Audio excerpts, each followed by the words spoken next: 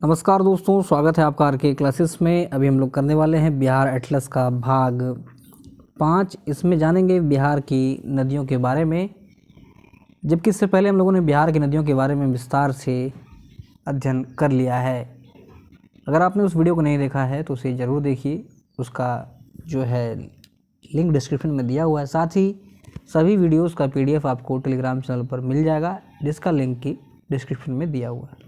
तो चलिए इसको शुरू करते हैं। बिहार की नदियां देखेंगे भाग 5 में। शुरू करने से पहले यदि आप इस चैनल पर नए हैं तो चैनल को ज़रूर सब्सक्राइब करें, पास वाले बेल आइकन को ज़रूर दबाएं, वीडियो को अधिक से अधिक शेयर करें। अपना टॉपिक है बिहार की नदियां। इसको क्रम के हिसाब से देखते चलेंगे।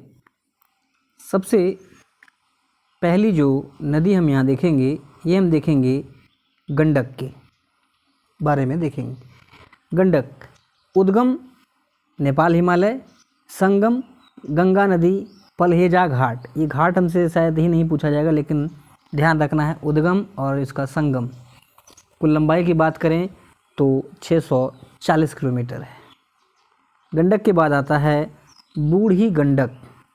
बूढ़ी गंडक की बात करें तो ये सोमेश्वर पहाड़ी से निकलता है और पश्चिमी चंपारण में ये स्थित है, और गंगा नदी में ये खगड़िया के पास मिलता है। ध्यान रखिए, ये इंपॉर्टेंट है, हमसे पूछ सकता है कि बूढ़ी गंडक गंगा नदी में कहाँ मिलती है, तो ध्यान रखना है खगड़िया के पास। अगली जो अपनी नदी है ये है बागमती नदी। बात करें बागमती नदी की तो इसका उद्गम नेपाल हिमालय में शिवपुरी श्रेणी से होता है। ये ध्यान में रखना है, शिवपुरी श्रेणी नेपाल हिमालय से संगम बागमती जो है निकलती है। बात करें बागमती जो है ये कोसी नदी में मिल जाती है। संगम इसका किस में होता है? कोसी में। ध्यान रखना है, गंगा में नहीं हो रहा है। अगली जो नदी है वो है कमला।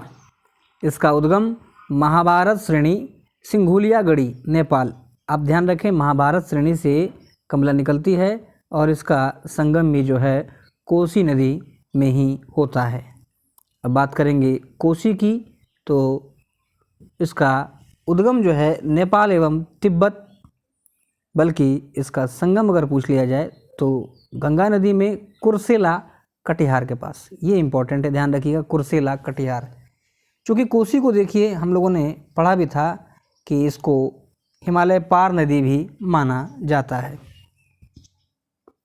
बात करें महानंदा की तो महानंदा का उद्गम दार्जिलिंग से होता है, और गंगा नदी जो है गोड़ाघारी घाट बांग्लादेश के पास यह मिलती है। कुल लंबाई 360 किलोमीटर, और बिहार में ये जो है महानंदा किशनगंज से प्रवेश करती है और इस प्रकार से यहाँ पर निकल जाती है। इस चीज़ को भी ध्यान में रखना है। अब देखिए, जो हम लोगों ने गंडक को देखा था, ये रही हमारी गंडक, यहाँ पर है, नेपाल हिमालय से निकली यहाँ से। देखिए इस तरह से आकर के ये यहाँ पर मिल रहा है। फिर आप अगर बूढ़ी गंडक को देखेंगे तो देखिए बूढ़ी गंडक जो रिवर है ये यहाँ से आ रही है, इस प्रकार होते हुए ये आप खगड़िया पे पास आ जाइए। यहाँ देखिए, यहाँ पर है खगड़िया, ये वाला क्षेत्र खगड़िया यहाँ पर के मिल रही है। आगे जो नदी है, जो मुख्य नदी जो बिहार को दो भागों में बांटती है, गंगा, उसकी बात करें तो गंगोत्री के गोमुख से उत्तराखंड में, इसका संगम बंगाल की खाड़ी में होता है। बात करें बिहार की तो बिहार में ये बक्सर के चौसा के पास से प्रवेश करता है।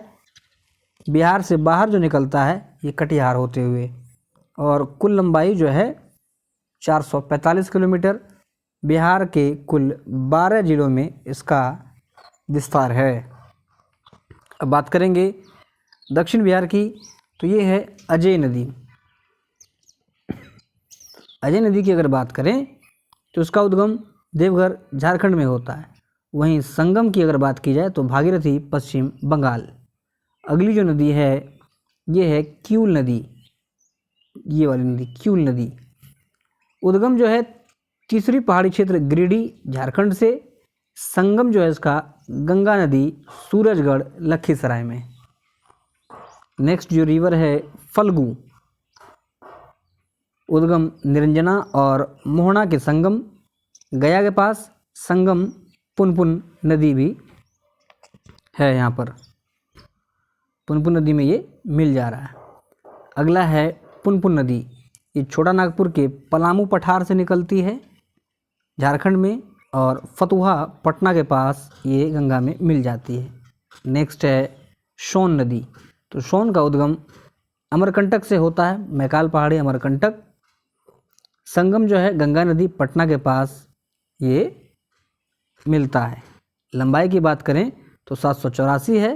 बिहार में ये प्रवेश रोहतास होके करता है, ये इंपॉर्टेंट है, ध्यान रखना है, रोहतास होके ये इंटर कर रहा है। अगली जो रिवर है कर्मनाशा,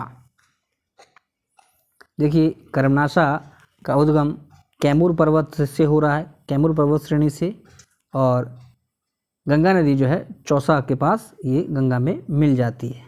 नेक्स्ट है सरयू या घाघरा, ये तिब्बत के पठार से निकलती है और सारण में गंगा नदी में मिलती है। बात करें बिहार में प्रवेश की तो सिवान में ये प्रवेश करता है।